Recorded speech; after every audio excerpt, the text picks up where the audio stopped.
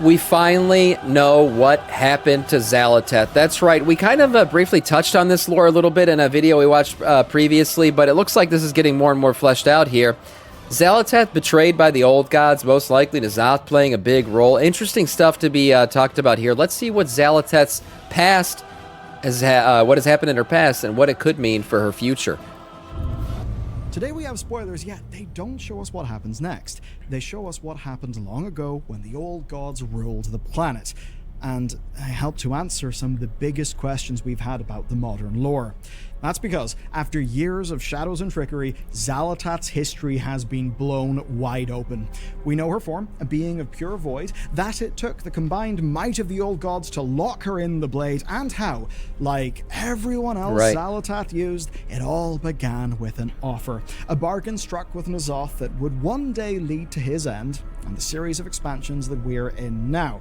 And all of this... A bargain that could lead to his end, I actually personally think lead to his beginning. Right, N'Zoth, don't forget, N'Zoth knew that we were going to kill him. He knew this. We show it to him in Dragonflight. We go back in time. He witnesses his demise by looking into our minds, right, because we were part of his demise, and he sees how he's going to die. And then this whole plan is laid out by N'Zoth, you know, to see how he can maybe avoid his own death by using the dagger. I'm telling you guys, N'Zoth is still alive in the dagger. He's dead? Okay. Well, we could go with that lore too, right? I don't know, man. The ultimate planner, knowing how things are going to shape out and then not planning to figure out a way to get around it, that'd be kind of sad. Is from an I guess time will tell. Terrifying story. Good day, my lord. What's up, Jer? Shook the Black Empire to its core. A loss on the day, but one that ensured Xal'atath survived where the old gods did not. First up, a little bit of context. Patch 11.1.7 brings a new feature. It's called Lore Walking, and it's with the character of Lore Walker Cho. We sit down beside him in Dornogal and are suddenly transported back in time to play through a story. At first, we're retreading Xal'atath's rise in our own time. You know, finding her in Tirisfal, realizing her strength after absorbing the essence of the Faceless One so powerful that Tyr in fact sacrificed himself to defeat it, her maddening whispers driving us around Azeroth in search of artifacts and artifact power, eventually the search for her body, everything that led us to the Crucible of Storms, where she demanded this from N'Zoth. Hear me, God of the Deep. I have brought you the Opener, the bringer of truth, the torch that lights the way. This whole thing was crazy. The torch that lights the way. These are all old god whispers. N'Zothian whispers. If you remember, he talked about the torch. What did he say? 7 torches or 6 torches will light our way. There's a bunch of stuff about torches lighting our way. And then she drops a line like that, and you're like, oh, it's all starting to make sense. And by the way, I believe in terms of lore, some people still have the Eye of N'Zoth on them. I think that's still a thing. So, maybe he's still alive. I'm just saying. Hey, my sub was gone. What the fuck? Free to find my own fate. Go, but the blade must remain to serve my will. What we saw was a bargain for her freedom, one that N'Zoth accepted. Now that's all stuff that we knew from playing Battle for Azeroth. That should have been the end, but then Lore Walker Cho dropped this bombshell. And the bombshell's fairly simple. It's the origin of their bargain. He tells us of a war between Xal'atath and the old gods, one where she was an equal, and how the fallout of that war led to the deal with N'Zoth, one forged in secrecy that we would play through during Battle for Azeroth, that is the foundation of Xal'atath's modern lore. It's literally how she got her body. This is the bargain that turns Xal'atath from victim to victor. It is how she outwitted the old gods. Right. We open on the Black Empire, a hulking commander. Oh my god, we get to play as the Black Empire? This is freaking badass. I think this Lore Walker Cho stuff's going to be a lot of fun. The Akir tells us that Xal'atath has attacked. I saw we also get to play as Arthas Menethil. The whole, we're going to go back to calling a Strathome and everything. Man, I love these lore quests. We see Ny'alotha choked with void portals, and all around, void is fighting itself. We see waking shadows battling faceless ones, Akira destroyers fighting void shapers. Interestingly enough, by the way, we see these like pure, I guess they're known as pure void beings, right? You know, these voidy boys that we've seen before in the game. And then it looks like these guys, the Akir, whatever you call them, they're like a fleshy, they're almost like a Curse of Flesh version of the Void. So you would think too, like, what has Curse of Flesh given the mortals of Azeroth? Well, it's given them free will. So interestingly enough, I think these voided out Curse of Flesh boys here probably have more free will than, say, just your pure void form guys. So there's a war going on between them. I never considered these guys to be different from these guys whenever I looked at the Void or considered anything about them, but it looks like they are, in fact, different. These guys are more influenced by the old gods, while these guys are more specifically from the Void itself, right? These guys may have originally looked like them, but now, with all this old god influence, they became more fleshy and tentacle. It seems a bit And tentacles weird. are good. They're all void, but if you look at them, the difference is obvious. Those under Xal'atath's You became- command are because I'm cosmic racist, and yeah. pure. They're not at all like the corrupted flesh of the old gods and their minions. In the quest, we're told Are you watching spoilers? Kind of. Kind of. I mean, all this stuff's kind of... yeah, this is 11.1.7 stuff. Where I don't think we're seeing cinematics here, but we'll see. that Xal'atath stands no chance against their evolved form. Yet, when we look around, her forces are many, and we, in this case playing from the perspective of a helper of N'Zoth, well, we go on a little quest, lighting the beacons that connect the realms of Cthulhu, Yogg-Saron, and Y'Shaarj. Now, Yogg-Saron tells us that Xal'atath's betrayal was inevitable, but that she played her hand too soon. Cthulhu adds that Xal'atath is not like them, and that because of that, she can't understand the glory of their Black Empire. Finally, Y'Shaarj tells us he knew Xal'atath would attack Ny'alotha whenever she learned what N'Zoth was building below it. Which absolutely sets a mystery up for us. What is that? Well, let's make sense of all that. Xal'atath arrived in Azeroth as What N'Zoth was building below it, and we've talked about things below. We've seen recently in this expansion, the fish and stuff talking about things that are deep below. We're going deeper in this expansion. The Rootland's probably another patch too, so maybe we're gonna find out what the hell N'Zoth was building down below.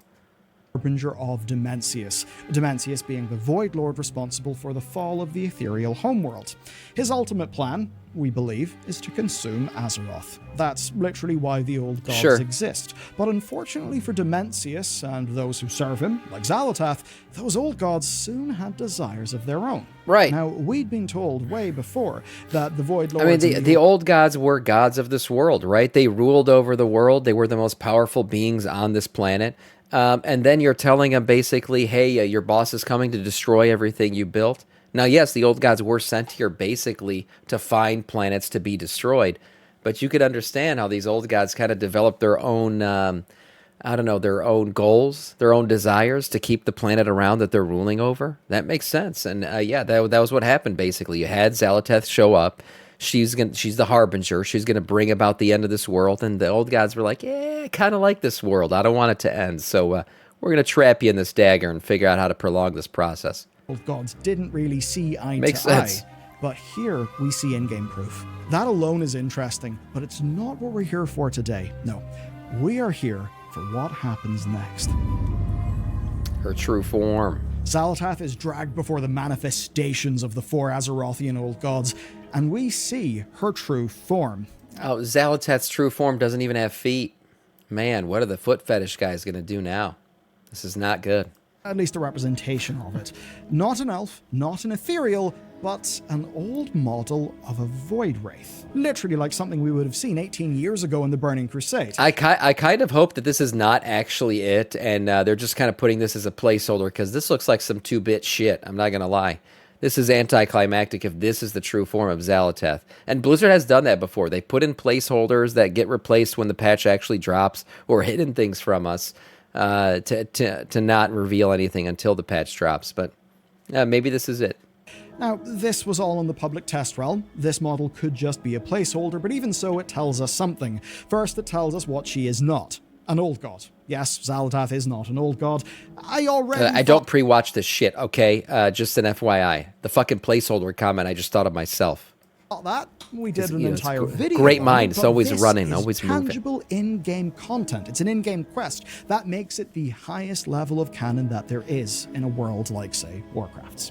Second, we see that she is a being of pure void. As much as this model is a little bit underwhelming, it does show us what she's made of.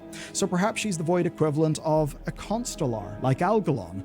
Or maybe, as some believe, she's a fragment of Koresh's world soul. But regardless of the specifics, we know she is playing Maybe. for capital V Void, while the old gods... There's this whole theory out there that she was actually like the ethereal queen, and she made a deal with Demancius so she wouldn't die, to basically help him devour other planets and become his harbinger. Well, they're playing Very for Silver themselves Surfer-esque. and their Black Empire. After declaring her inferiority, Y'Sharj lays out her punishment, only for Xal'atath to brush it off. Eternally sealed. You shall only watch this world as it gains untold power without you. Now, the one you hear speaking here is Y'Sharaj. He's known as, the big brute, the big boy, the toughest of the old gods. But this was actually all N'Zoth's plan. That's how this whole thing plays out. N'Zoth kind of, figured out who Xal'atath was, got in with her, and then figured out a way to get all the other gods, old gods, to ban against her. And, of course, one of the key features of this was he needed to get Y'Sharaj to help out because he is physically the most powerful of the old gods. While N'Zoth is not as physically powerful as Y'Sharaj, he's smarter. He is the ultimate planner, as they call him. The deceiver, the schemer. So I'm actually surprised that him and Xal'atath worked together down the line like they did in BFA, because he is technically the one who came up with this whole betrayal plan. Eternally pathetic. You are mere pestilence, parading as lords. This is not the end of the game, only the beginning.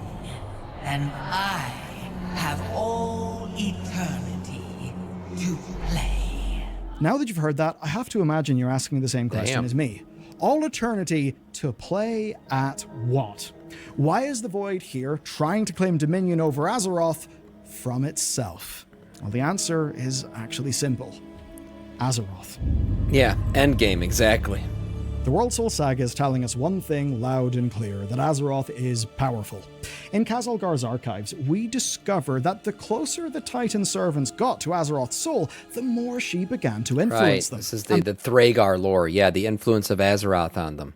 And I talked about this too last time we got into this lore the first time. I actually think Azeroth may have corrupted the old gods to do what they did to Xal'atath, right? To influence them in a way to kind of save her, right? Because Xal'atath showing up means her end is near.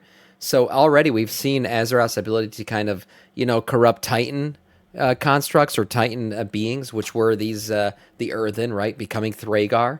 Well, why not do the same to Void creatures? Why not be able to kind of corrupt old gods into changing their plan from destroying the planet to saving the planet? Because that's essentially what they did there.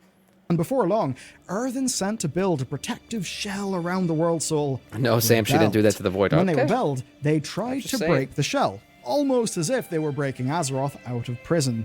And across Khazalgar's quest lines, we learned that the Earthen would often develop free will somehow, only for the Titan's other servants to deactivate them. And from this, one thing is fairly clear. Azeroth causes change. And we know the old gods arrived in Azeroth long before the Titans did. Their tendrils sank in just as deep. They utterly dominated the planet. Azeroth's entire surface was Black Empire. So, if they had already won, if they had already claimed the entire world, what stopped them from finishing the job? Indeed. Chronicle Volume 1 is unambiguously What stopped them? Maybe Azeroth, just saying. clear. All gods exist to corrupt all that they Cadence touch doesn't in a think so. blind search for world souls, right?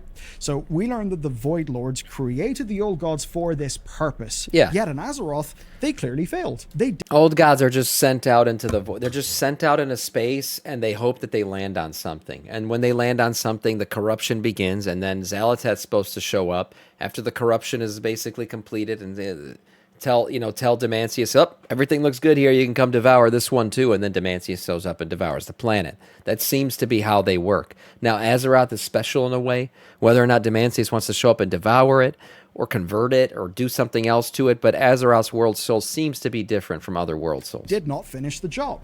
When Xal'atath said, "You are mere pestilence playing at lords," she actually means that. Pestilence is all the old gods were, all they were supposed to be. Yeah. They existed not Sacrificial for their own lambs. ends, but just for their creators. Just like the Earthen of Khazal-Gar, who existed as thoughtless workers, all to work towards the Titans' plan. So, what happened when those Azeroth is Earthen the got first close one. to Azeroth? Well, they, in a way, woke up. They developed free will. What happened when the old gods reached Azeroth? We don't literally know, but I think we can infer that they also changed. That they perhaps developed wills of their If Azeroth is a first one, Cadence, as you're saying Azeroth is the first one, hence the name Prime World Soul. Prime equals first. Yeah. So what would that mean, though? What would the Void want to do with the Prime World Soul? What's their intention? Turn it into a Void Lord or something? We used to say the Titans want to convert her into a Titan being. That's the real question. What are these different cosmic powers? What are their plans for this special world soul, this Prime World Soul? their own. Note how they see Xal'atath as a lesser being as compared to them. Now this Let us raises lay two waste to this Slammin', thank you for the follow, man. Welcome to our Scourge. immediate questions. 1. Why did the old gods not finish the job? 2. Why would Azeroth grant her enemy, these old gods, free will? Now I believe that both questions share an answer, and that answer is survival. In giving the old gods a sense of self, of a will of their own, she awakened desire, she awakened a survival instinct. So rather than finish the job and, I suppose, wake Azeroth up as a Void Lord or whatever they were supposed to do, which would probably make them irrelevant and dead, well, each old god instead furthered its own power, built a massive empire. Yeah. They fought each other for dominance on the surface and under the surface of the world. No wonder Xal'atath, as harbinger of Dimensius, then sees them as pestilence parading as lords. They're basically mold sent out to ruin their enemies. That's Just a good as way to Xal'atath put it. Gets there, and what does she find? Oh my god, the mold is now intelligent and it's got ideas of its own. Right. That's not exactly good for her. Hence, pestilence parading as lords. Regardless, in this situation, Xal'atath was powerless, and with a scream, she is trapped in the blade. Well, that's not the end of today's story. Lorewalker Joe takes us out of the story so he can add one last bit of essential context, and Ooh. this, dear viewer, is where it all comes together. Ooh. In that moment of seeming defeat, she struck like a viper from the darkness. In a voice that only N'Zoth could hear, she offered a bargain. Just listen to this. No way. But that was not all. This is where the bargain was made. This is why she worked with him in BFA. Hold on. Xal'atath said. The tablet states she whispered in a voice only N'Zoth could hear. Oh, shit.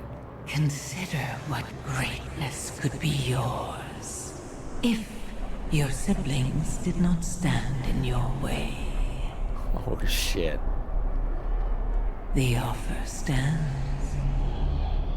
You need only reach out and claim it. Okay, how many There it is. I mean, she offers him a world where all the other old gods have been killed off and defeated, and somehow N'Zoth, what, Cadence? Survives. That's part of their bargain. And I believe part of N'Zoth has survived through the deaths of all the old gods inside of the Xal'atath dagger. I think that's what the whole bargain was about. I think they fulfilled that bargain. times have we heard the same thing before? I mean, during the War Within, Queen Ansarek, Gallywix, and the Order of Night. Before that, countless instances. Modgood, Natalie, Selene, and, say, the Pale Orcs. In each scenario, Xal'atath gets her way by offering solutions. You're right. She does make false promises all the time. That could be the case here. She could have just tricked him. But something about that animation, when he gets stabbed with the dagger, I don't know. I just feel like, things are going into the dagger. If you watch that cinematic again, where Rathian stabs N'Zoth, I feel like something's going on there. And not to mention, the dagger fucking disappears after he stabs N'Zoth. Where the hell did the dagger go? We still don't even know.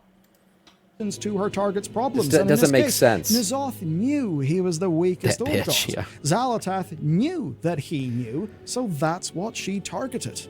And that is the story of how Xal'atath went from harbinger of Dimensius to a voice locked in a dagger.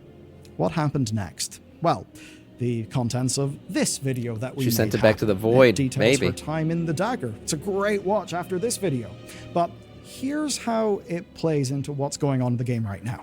So one by one, we kill the other old gods, right? That Right. happens in Vanilla, Wrath, and of course Myths of Pandaria. And when N'Zoth was the only one left, well, what happened? Xal'atath hails us as the opener, the torch that lights the way, and she takes us to N'Zoth. Right. The deal worked out. Xal'atath got to have her freedom. N'Zoth got his shot at victory. A bargain He took his fulfilled, shot. right? That's patch 8.3 of World of Warcraft, where we got the Horrific Visions feature that is returning to the game now. Yeah, Obviously, interestingly enough, Horrific Vision's coming back, right? What an interesting time. N'Zoth interesting lost, timing. and that means that it's now Xal'atath's turn. So, we now know the bargain struck between N'Zoth and Xal'atath, and that it was just another stepping stone on her pathway to claiming our world soul. Maybe for herself, maybe for Dimensius. We don't exactly know yet. We know the Black Empire is now dead, and the old gods with it, but there are huge questions in the story that are primed to rock Azeroth to the core. What were the old gods working on before their defeat? Think back to the words of the old gods, that from Yasharja's perspective, the second Xal'atath knew what N'Zoth was building, her betrayal would be a foregone conclusion. Whatever that means, it means that what she's building Some kind of would crazy not be Black good Empire? for the old gods. And the old gods, well, they were denizens of Azeroth. What are we? Denizens of Azeroth. Whatever True. N'Zoth was up to, whatever he was building below the Black Empire, it is going to be relevant. This might be relevant in the Midnight expansion, where we will... Could have something to do with the world soul of Azeroth. Maybe he was building some kind of mechanism for it. deal with the ultimate clash between light or void. It could even be relevant in The Last Titan, where we'll probably get closer to the world soul than ever before. All we know is that it'll be bad for us, but we can infer an interesting little thing. The old gods were making that presumably for their own ends, right? Right, N'Zoth right. was the one who was leading that. But Xal'atath then struck a bargain with N'Zoth. That would probably mean that for N'Zoth, he would no longer want to do whatever he was doing with whatever he was building, because he craved power. Power over the other old gods, and that ultimately is what this bargain was for. So, whatever N'Zoth was doing, well, maybe, if he had have been successful on patch 8.3, we would have found out. But now perhaps, whatever he built will be what Xal'atath uses to enact her plan. But more tangibly, Maybe. we know N'Zoth ended up like Xal'atath's many other allies. Her fingerprints are all over the downfall of the old gods, and of course, specifically N'Zoth's. The final thrust to break N'Zoth's carapace came from the blade of the Black Empire itself. Right. I'm sure Zal found that to be rather hilarious. But if you want to see how deep this story really goes, then you need to check out this video. It details everything we've known about Xal'atath up until this point, because what comes next launches us The final into thrust Midnight, game. and that is where her long game will finally come to its conclusion. Great video. I mean, Blizzard's just dropping crazy lore, and 11.1.7 is filled with tons of lore. I love these Lower Walker Cho quest lines that we're going to get to do, and this one in particular reveals a lot of interesting things. Nice video here from Bellular.